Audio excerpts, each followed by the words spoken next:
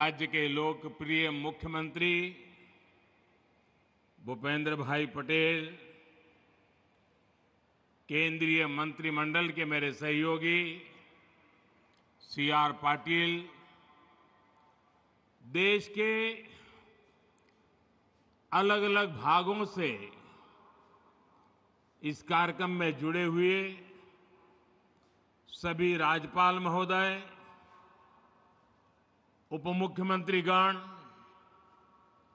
सांसदगण, विधायकगण, अन्य जनप्रतिनिधि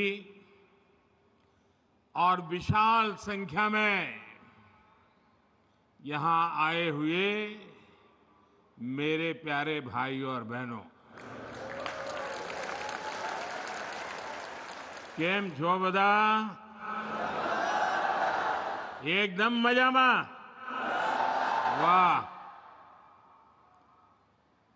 તમારા બધાની ક્ષમા માંગીને મારે આજે ભાષણ હિન્દીમાં કરવું છે, કારણ કે બીજા રાજ્યના પણ બધા સાથીઓ આ કાર્યક્રમમાં મોટી સંખ્યામાં જોડાયેલા છે અને આપણે ગુજરાતમાં તો હિન્દી ચાલે કા? ચાલે ने?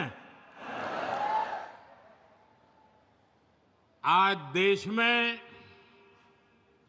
गणेश उत्सव चारों तरफ उत्सव की धूम है।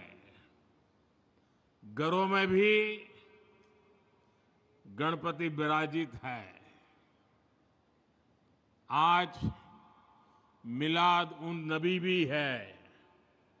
देश के अलग अलग हिस्सों में कई त्योहार और पर्व मनाए जा रहे हैं। उत्सव के इस समय में भारत के विकास का उत्सव भी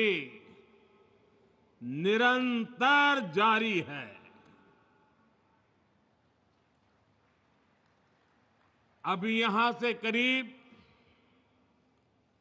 8,500 करोड़ रुपए के प्रोजेक्ट का शिलान्यास और लोकार्पण हुआ है। इनमें रेल, रोड, मेट्रो ऐसे अनेक प्रोजेक्ट शामिल हैं। आज गुजरात के गौरव में एक और सितारा जुड़ा है। आज नमो भारत रैपिड रेल भी शुरू हुई है। ये भारत की अर्बन कनेक्टिविटी के लिए एक और मील का पत्थर सिद्ध होने वाली है। आज गुजरात के हजारों परिवार अपने नए घर में प्रवेश भी कर रहे हैं। आज हजारों परिवारों को उनके पक्के घर की पहली किस्त भी जारी हुई है। मेरी कामना है नवरात्रि, दशहरा, दुर्गा पूजा, धनतेरस, दिवाली, अब ये सारे त्योहार इतने ही उमंग के साथ आप नए घर में मनाएंगे। आप सभी का प्रवेश शुभ हो, आपके सपनों को नई उड़ान देने वाला हो। मैं विशेष रूप से उन हजारों बहनों को बधाई दूंगा जिनके नाम पर ये घर रजिस्टर हुए हैं। विकास के इन सभी प्रोजेक्ट्स के लिए मैं गुजरात वासियों को देशवासियों को बहुत बहुत बधाई देता हूं। साथियों, उत्सव के इस माहौल में एक पीड़ा भी है। इस वर्ष गुजरात के अनेक इलाकों में एक साथ अतिवृष्टि हुई है। पहली बार इतिहास में इतने व्यापक स्तर से इतने कम समय में इतनी तेज बारिश हमने देखी है। इक्का दुक्का जगहों में नहीं, बल्कि गुजरात के कोने कोने में ये स्थिति पैदा हुई और इसके कारण हमने अनेक स्वजनों को खोया है। जान माल की भी बहुत हानि हुई है। केंद्र और राज्य सरकार प्रभावितों को हर संभव राहत देने के लिए काम कर रही है। जिन साथियों का उपचार चल रहा है, मैं उनके जल्द स्वस्थ होने की कामना करता हूं। साथियों,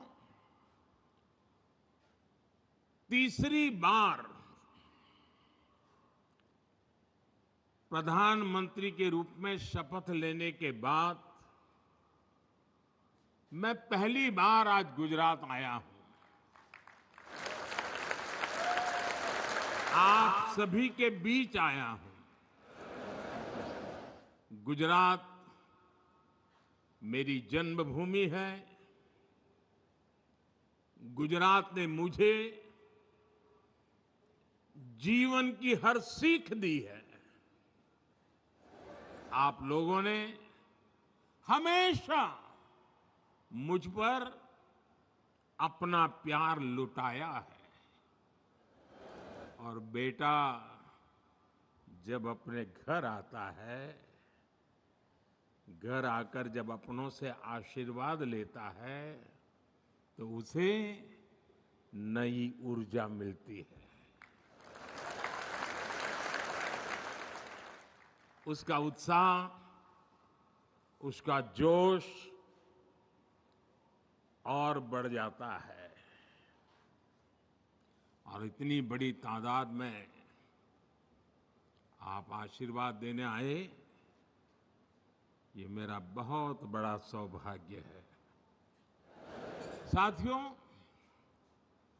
मुझे गुजरात के आप सभी लोगों की अपेक्षा का भी एहसास है। बार बार मुझे अलग अलग कॉर्नर से मैसेज भी आया करते थे।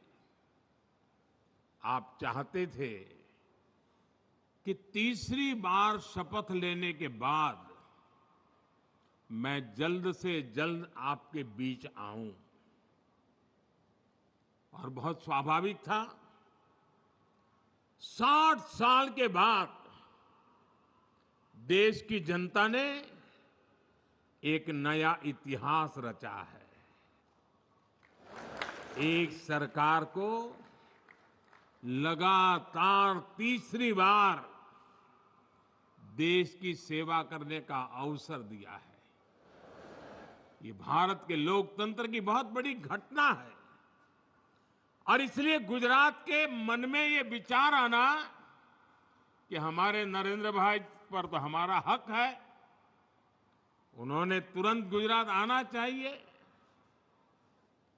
आपकी भावना सही है।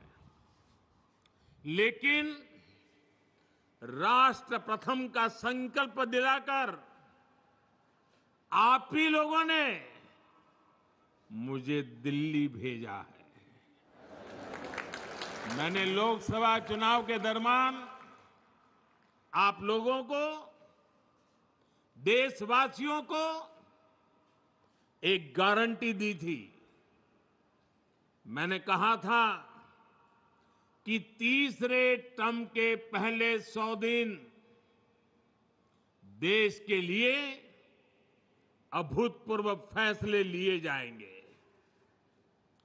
बीते 100 दिनों में मैंने दिन नहीं देखा, रात नहीं देखा। 100 दिन के एजेंडे को पूरा करने के लिए पूरी ताकत झोंक दी। देश हो या विदेश,